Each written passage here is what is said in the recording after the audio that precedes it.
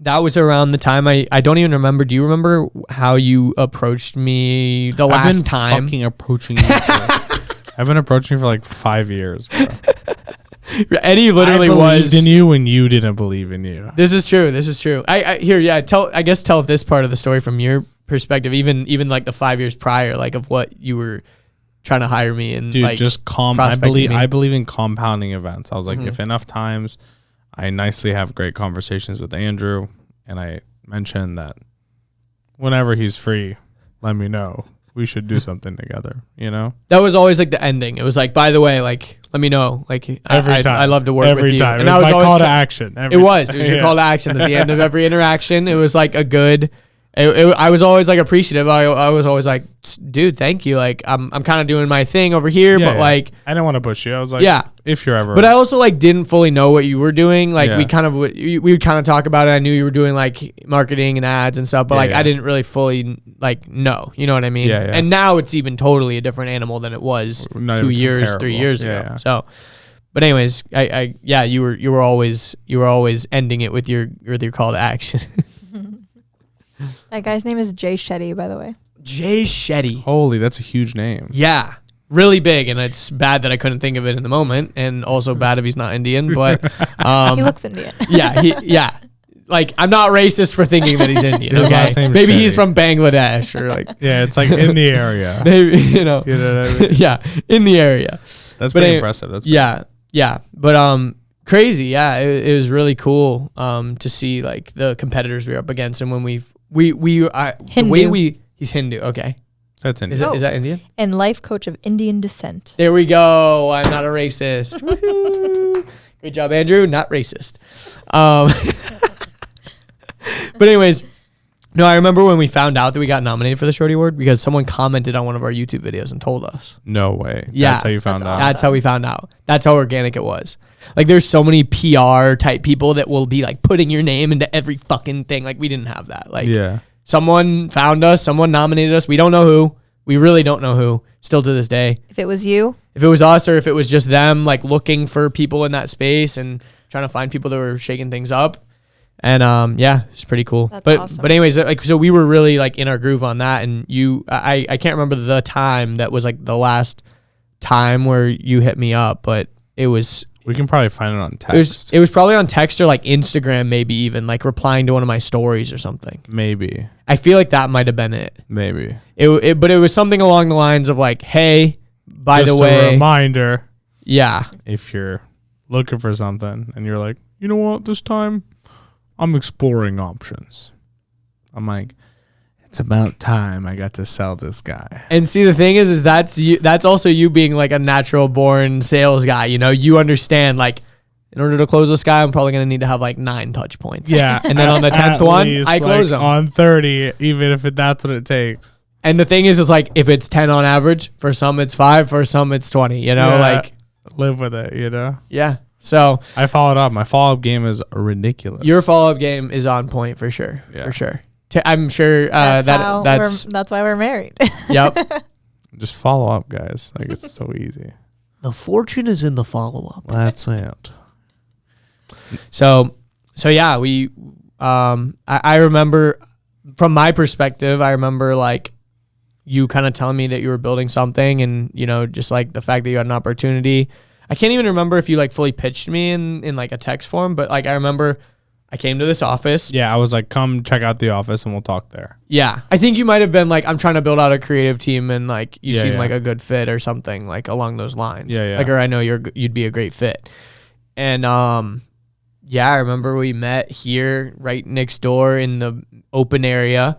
There was no conference table, no glass wall, no green stuff on the wall. No TVs. No TVs.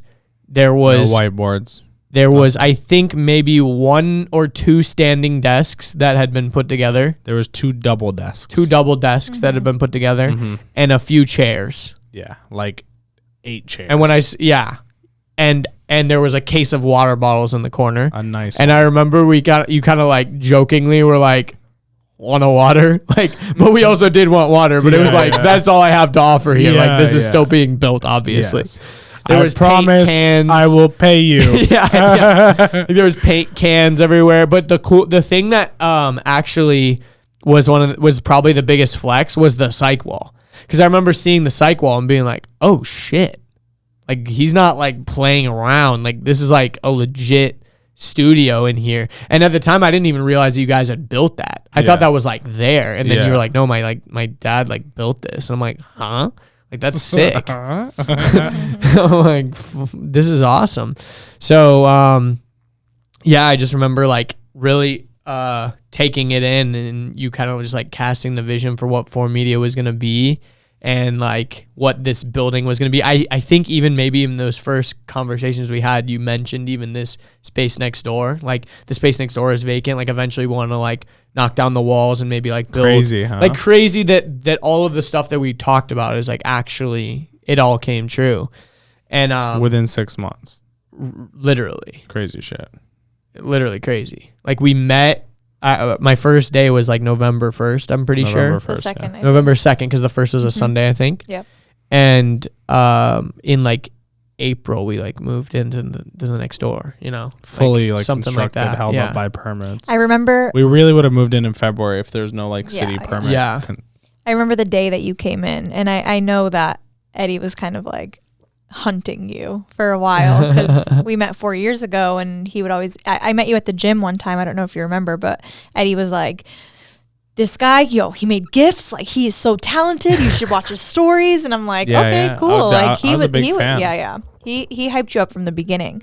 So the day that you came in to talk with him, I remember you guys were sitting in the back where we have all of our client stuff. In the corner. Yeah. In the corner. I think that was the second time I came, because it was the time that he was that we were, that was you like were finalizing the deal. Yeah, I wasn't the here first the first time. You weren't even. Yeah. You weren't even. Because nobody was in the office. No, I remember that was funny, because you were like, and he was like, Terry, and she rolled back with my chair. I rolled from the main room and I was to like, the back room. I know you're gonna love her. Like, you can already tell. Yeah, she literally like rolled her rolly chair all the way to the back of the office, like all the way across the entire office. I was like, hey. Such a Terry move. Looking back, it's We're so all characteristic. reclined. We were all reclined, and I remember Terry was mad at you for reclining all the way. She's like, Eddie. You're like, what? The chair's reclined. I'm going to recline. I'm going to be comfortable. It was so funny. She's like, sit up. You guys are Because to me, having but I was like, this is an interview, like, be proper. Be formal. Yeah. You got your legs up. my babe, come meet Andrew. He's cool. No, Yeah, but we had like a good enough like friend relationship. Like, I remember actually like working out with you too, like especially back like I don't remember. You weren't fat. No. But I remember like you were. I don't remember if it was like at your most jacked, but it was like right around that time. Yeah. You were working out at Lifetime and stuff too, because I think you were still at UGA when you were like at your like most jacked, right? Or was that after? Yeah, I was at UGA. Yeah.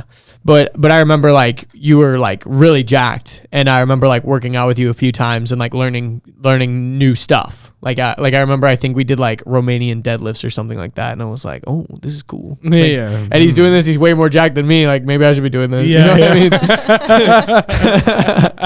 But so we already had like a good like friendly relationship. It wasn't like it was strictly just like business. Like, we always had like a good and a friend in fairness, now that I look back at it, like, I mean, it was like 3.5 years into the company as a LLC, right? When you came, but there was like no sense of safety of a job, like, think about it. Four desks, 4 people in this 8 office. Chairs. Like, including us too. Yeah, like, it was not like, oh yeah, I'll be good for a year here. It's like, I think we'll be okay. Well, the thing that from really, an outside perspective, 100%. And that it was even like weird because to kind of finish that loop, I ended up right when we had those meetings, because like the first day was like, it was like a, let's say it was like a Thursday or whatever, and then we met again on like a Sunday. So it was like only like a few days in between. It was kind of like, hey, I'm gonna cast the vision, sleep on it, and I was kind of like, hey, I slept on it. Let's like meet again in person. We can talk like numbers and stuff. Yeah. And that was kind of like closing the deal and accepting the position. And that was when I was kind of. But still, though, it was still like. It was still very tentative. And I remember I was nervous to explain it to Richard because I was basically quitting. And it was great because at the time he was, in the middle of like kind of some life change stuff too. And he had actually rented like an Airbnb, like cabin in the woods kind of thing. Yeah. Where he was like, I'm turning off my phone. I'm just going to like journal and like really try to like meditate on life and figure out. Yeah. There was like a lot of life change happening, and he wanted to like make sure he was kind of making a good decision. And very similar to me in the freaking train depot in the rain, he was just writing and trying to gather his thoughts and figure his shit out. And it was cool because we met at this coffee shop, and both of us came to that meeting knowing that we were gonna like leave this meeting in a very different place, because he kind of wanted to talk to me about kind of stepping away from YouTube for a little while and building something else, and I was talking to you and basically like ready to move on. And so it was kind of this like very bittersweet meeting where we just talked, because it was kind of like, hey, let's talk. Like those types of texts are always weird, you know. It's like a breakup. It really was like a breakup, and we broke up our podcast. We broke up everything. We broke up, and then but on good terms, on great terms. Like we're still really great friends. It was kind of wild, and like you said, no sense of like job security really. But I was kind of already used to like the weirdness of that, because you've lived your life like that. Yeah, I really have. Like Lifetime was kind of like the last like job like that I had. Obviously I worked at the escape game place, but that was also kind of a weird place to work too. Not in the sense that it wasn't like a secure job. It was a real job, but like it was who works in an escape game place? It's such an interesting job. So anyways, that was like super exciting, because the reason why I was so excited about 4Media was like I saw what I wanted to build with eyes ahead, but I knew that I ultimately, to realize that goal, I was going to need to build all these other arms of the business. And I'd seen other people try to do that model while I was working with Richard, people that like started around the same time as me in the video world and stuff, building their own agencies. And I always saw certain pitfalls of like not having enough leads, like not having enough client work to like consistently make a living, or getting stuck just like not stuck doing weddings, but like some people just feel like they were like, that's the only way that I can like have consistent work, or like working for a client that ultimately was just like lame. You know what I mean? And I felt very blessed with Wheels to Walking. I was able to do so much cool shit. Like we traveled around the country doing awesome videos. All the time, right? We were doing really, really cool stuff on YouTube, like stuff that looking back, Richard and I both look back and are like, oh, we fucking did that, dude. Like that was wild that we did that. Yeah. You know, like there's this one video that I made in Texas. I can't even believe that I made it. Like I watch it and I'm like, this looks like a TV show. Like I filmed it all in one day and I edited it in a week. Like I'm like, damn. I was like, I'm fucking good. You know what I mean? I'm like a real client. Like if we were filming this like cool off-roading hunting type video, I was like, if like Ford came to me and wanted like a similar type video, I would probably charge like 20 grand. You know what I mean? Yeah. And I was like, damn, like I could be doing more and making more and all this stuff. But I ultimately kind of got stuck and just I still really value my time working with Wheels to Walking and doing all of that, of course. But I never got to like branch out and build like a client base and all that stuff. So when you kind of came to me, I was like, this is my opportunity to build that thing that I wanted to build on my own, but didn't have a sales funnel to like run stuff. And I didn't have like a team where, you know, a lot of video production companies are running into this problem where they make people want ads, but they have no way of like figuring out if they're going to work or convert or not. Like they have no data.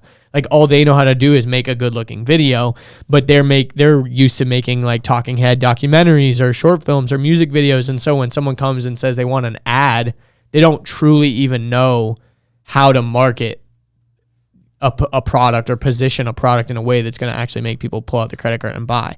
And that was what I like really appreciated about what 4Media was, because I always had that side of my brain, but I didn't really like ever fully execute into like e-com or like product based stuff in a full way. So that I was like very excited to kind of like get into that space too. But also I saw that there was a framework of a team, and I saw like, oh, I could like build this thing and build a team that I was like excited to build. Cause I was kind of, that was the other thing, is I always wanted to kind of like oversee a bigger project that was doing a lot of things, and I wasn't having to be the one that was just editing this Doing video everything. for 100 times. You know what I mean? Like by the time I was done working with Wheels to Walking, we'd edited hundreds of videos, you know, all this stuff. Like I've put in the time in Premiere. Like I know how to do this. Yeah. So it was like, I that was becoming boring to me. I needed to like move on. So that was kind of like, I guess the long story of how I got to 4Media.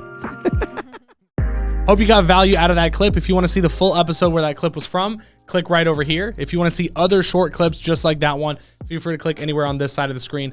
But most importantly, I want you to hit that subscribe button right here and subscribe to the channel so you can be up to date when new clips are dropped.